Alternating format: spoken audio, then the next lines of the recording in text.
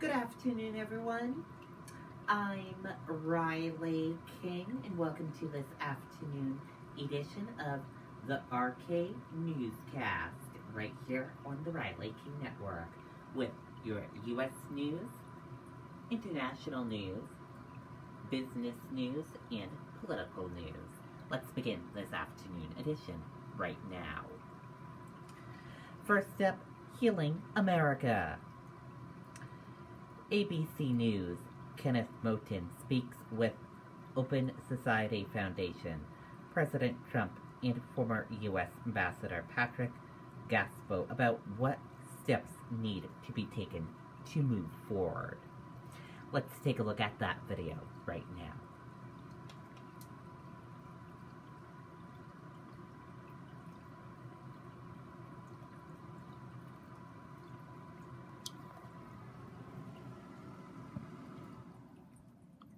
Basketball player Rex Chapman sharing this embrace on Twitter.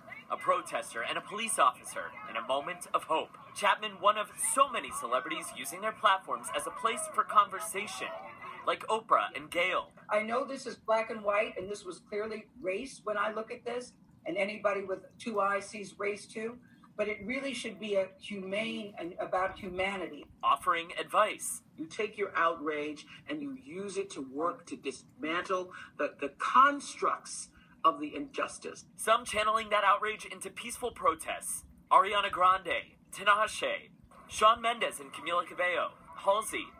Stars like Beyonce putting out a call to her 147 million Instagram followers. I'm not only speaking to people of color. If you're white, black, brown, or anything in between, I'm sure you feel hopeless by the racism going on in America right now. Reminding us that we're in this together. George is all of our family in humanity. He's our family because he's a fellow American. That call for unity, for family, echoed by Lil Yachty in Miami. We're going to stick together because that's most important, whether you black, whether you white, green, yellow, purple, we together. You know what I'm saying? We're a family. Bravo star Portia Williams in Atlanta. But I am here to be a voice for the voiceless.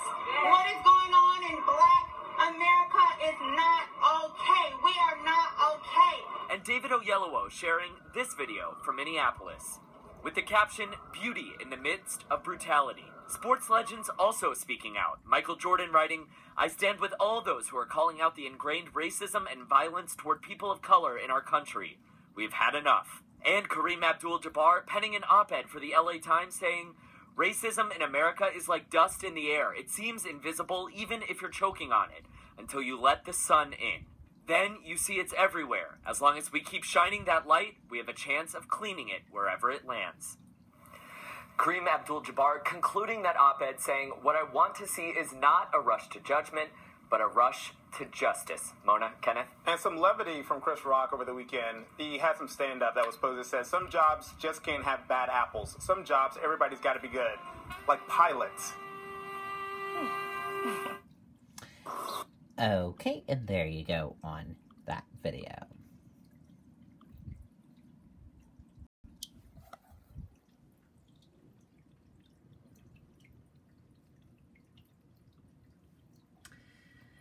Now let's take a look at this. ABC News, Kenneth Moten speaks with Open Society Foundation President and former U.S. Ambassador Patrick Gaspo about what steps need to be taken to move forward. Let's listen on that interview.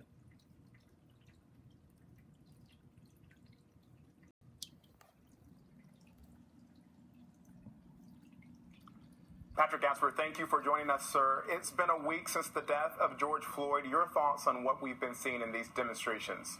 This is a complicated, disorienting time. Regrettably, we're seeing history repeat itself with a terrible incident followed by protest and then, regrettably, violent disruptions as well. And then the violent disruptions become the story.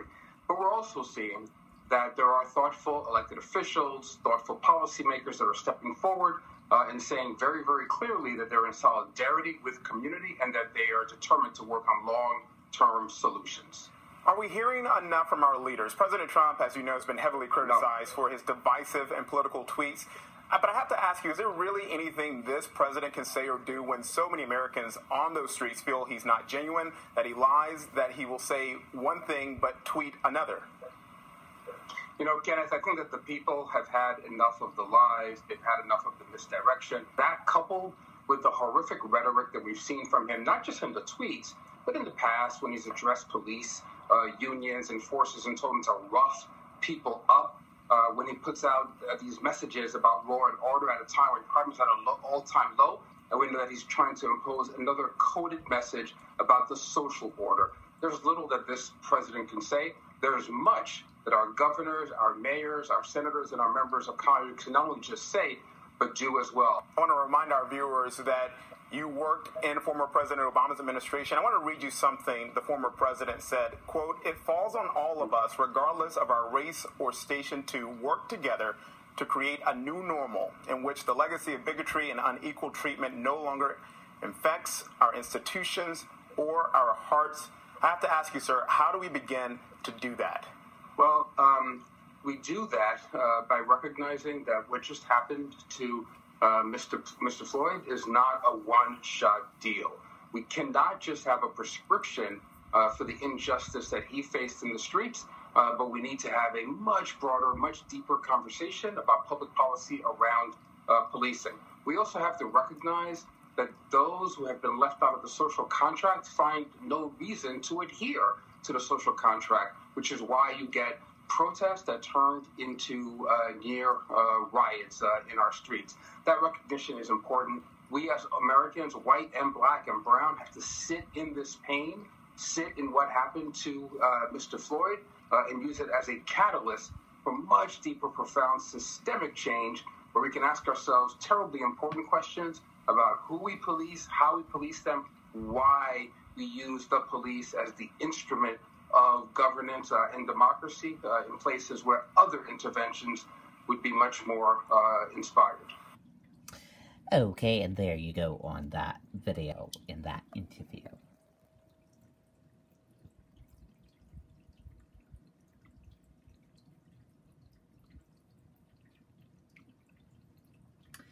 Coronavirus after the pandemic. Will life change? Let's take a look at that video from Sky News.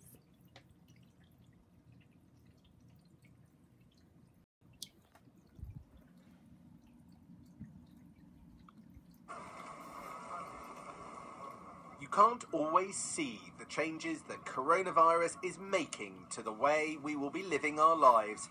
At first glance, everything might seem normal. But what even is normal anymore, since few believe there will ever be a return to life as it was pre-pandemic? A new poll for Sky News by YouGov found only 27% of people think life will be much the same as it was before, while far more, 59%, said it will be significantly different. We like normal, and if something works, we just repeat. And the fact that there was this kind of a disruptive environment has given us time to think and adapt, and I think we've done it beautifully, to be honest. I don't think we're going to go back to a world that looked the same. People will be more guarded in their approach towards strangers. They may be more caring towards strangers as well. I think that we'll be shopping a lot less.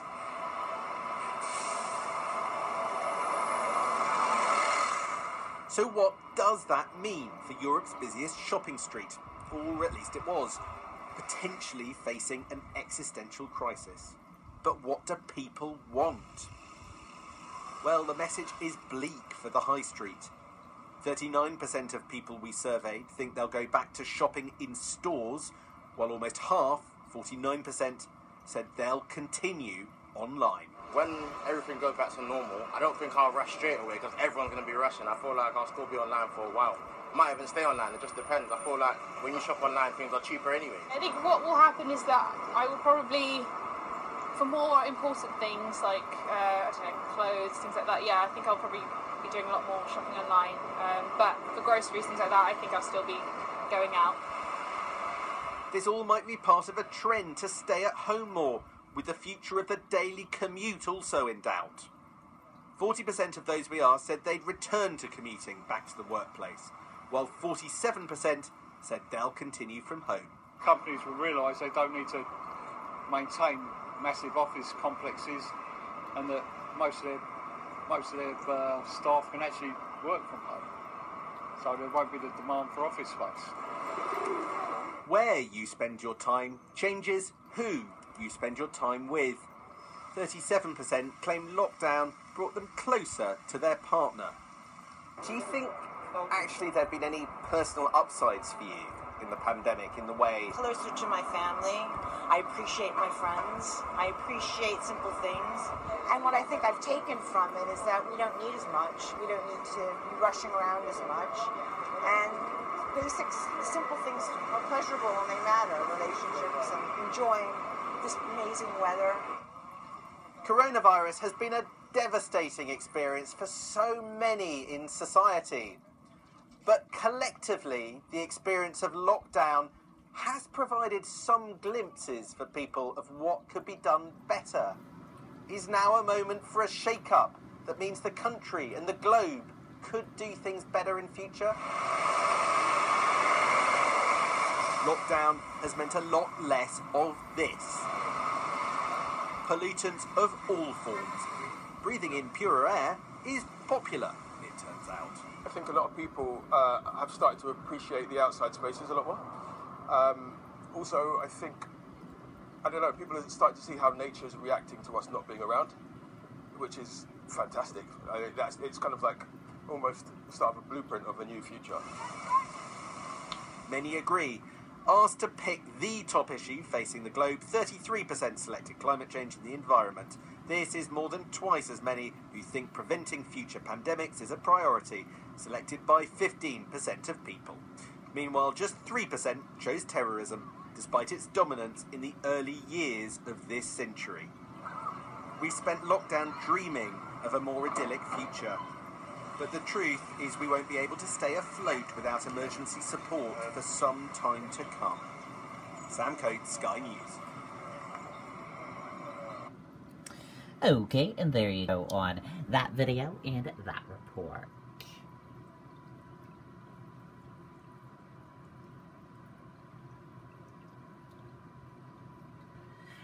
State budget comes under strain amid coronavirus pandemic mass protests.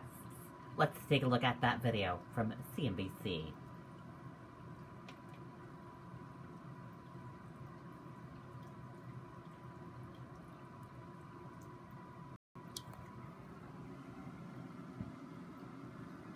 It's a 1-2 punch, obviously, for state budgets across the country. First, the coronavirus.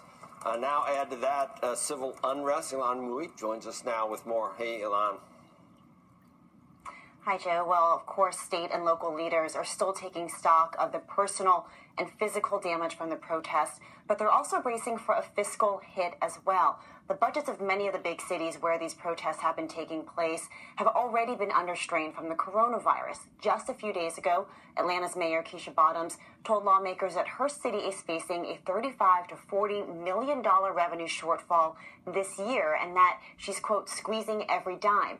Meanwhile, in Los Angeles, Mayor Eric Garcetti is warning that layoffs could come over the next several months.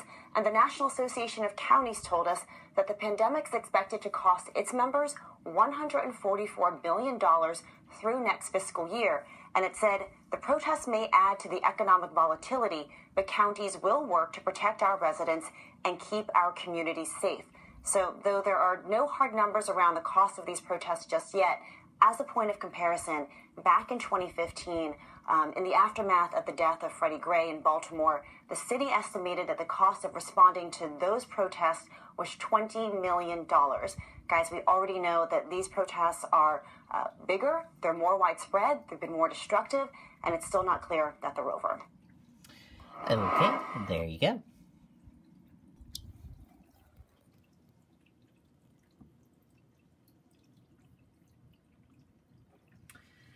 The entire D.C. National Guard has been activated following protests outside the White House that on Friday forced Donald Trump to take shelter in underground bunker.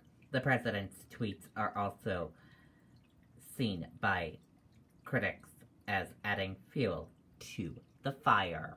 Let's take a listen to that video from ABC News.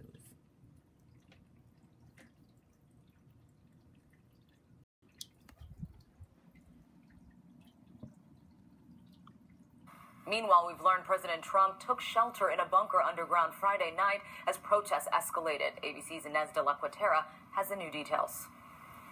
This morning, President Trump staying largely silent, except on Twitter, as protests rage nationwide. ABC News has learned, with protesters gathering at 1600 Pennsylvania Avenue Friday, the president briefly took shelter in an underground bunker. It's unclear what specifically prompted the immediate move to the bunker, which serves as a secure shelter that presidents have used in the past during terrorist attacks.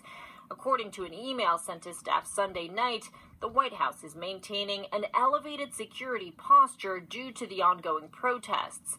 In the meantime, critics claim the president is adding fuel to the fire with his recent tweets calling for law and order and saying the Secret Service was ready, if needed, to take on protesters with vicious dogs and ominous weapons. The president also retweeting this message, saying this isn't going to stop until the good guys are willing to use overwhelming force against the bad guys. He should just stop talking. This is like Charlottesville all over again. He speaks and he makes it worse. The president tried to strike a balance during scripted remarks. I understand the pain that people are feeling, but what we are now seeing on the streets of our cities has nothing to do with justice or with peace. Back outside the White House, this woman demanded the demonstrations remain peaceful. We are tired. We are people who deserve to live normal lives. If you can live peacefully in your white skin, I should be able to live peacefully in my black skin. I am not here to harm you. I want you to go home to your family just like I want to go home to mine. But we cannot do that if we're all being violent against each other. And D.C. fire crews also responded to a fire at historic St. John's Church, which dates back to the 1800s. The fire was reportedly contained to the basement. Kenneth and Mona. Inez, thank you. Okay, and there you go on that video and that report. And that does it for this afternoon edition of the RK Newscast right here on the Riley King Network. Thank you for joining us for this afternoon edition. Have a great rest of your afternoon. See you back here later on today for another newscast. Goodbye, everyone.